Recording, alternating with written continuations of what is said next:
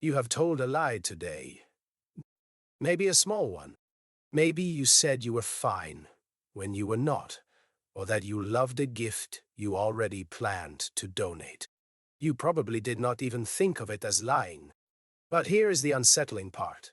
If you are average, you told roughly 1 or 2 lies for every 10 minutes of conversation you had today.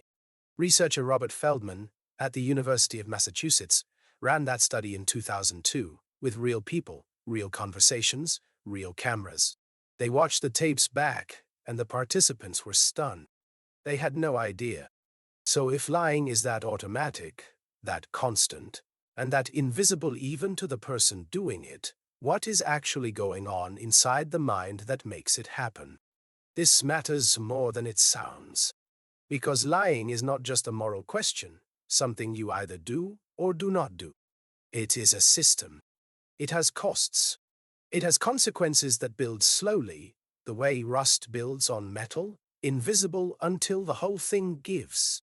And the moment it gives tends to be the moment you most need someone to believe you. Let us start with why people lie in the first place, because the reasons are more sympathetic than you might expect. The most common driver is self-protection. A child who broke a vase says they did not break it. A teenager who stayed out too late invents a story. The brain in that moment is doing something very basic. It is calculating threat and trying to reduce it. Fear is the engine. And that engine is ancient. But fear is only part of it. A second reason is impression management, which is just a psychology term for wanting people to think well of you. When someone asks how you are doing at school, and you say fine, even though you are barely keeping up, you are not really trying to deceive them. You are managing the image they carry of you in their head.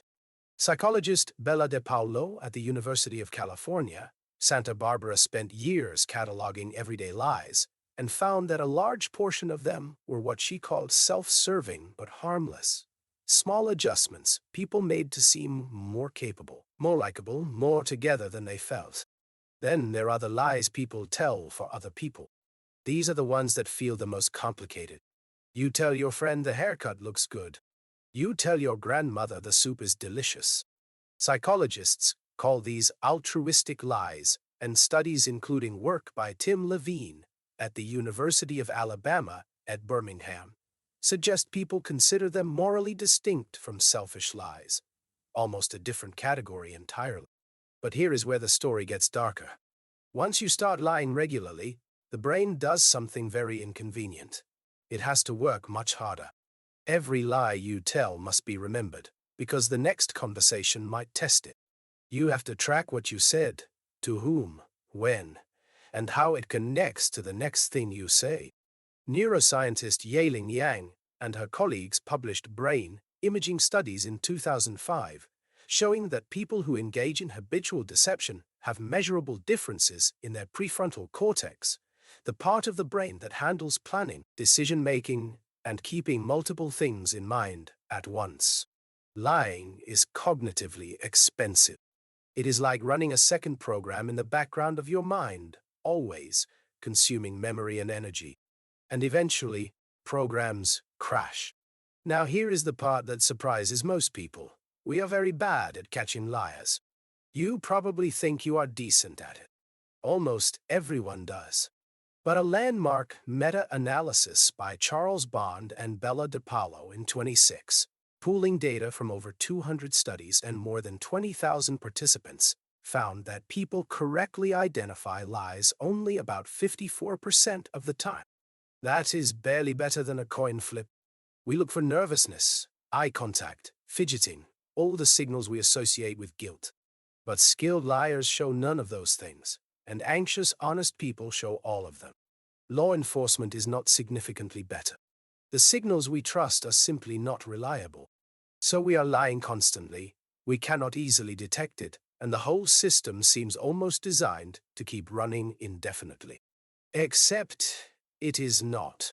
Because here is the turn that changes everything. Trust is not a judgment you make once.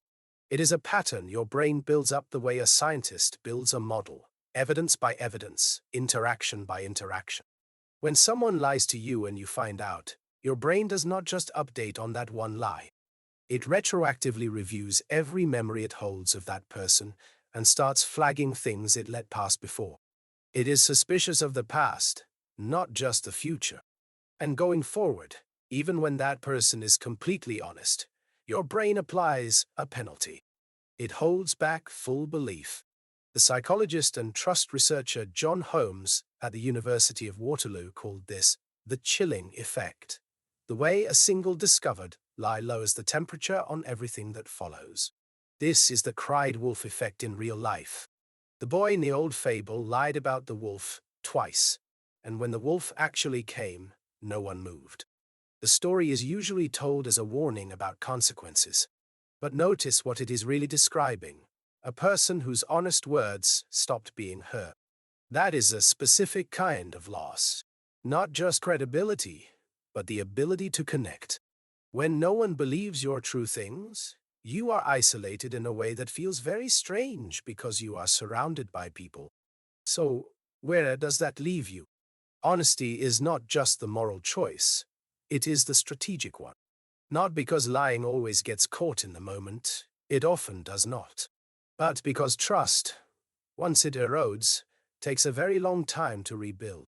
Feldman's study found we lie constantly. DePaulo's work found we lie for comfort and approval.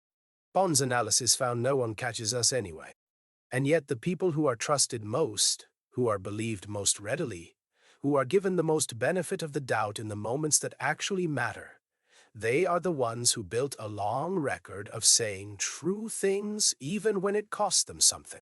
Honesty is not naive. It is a long game. And the people who play it tend to win the things that are hardest to replace.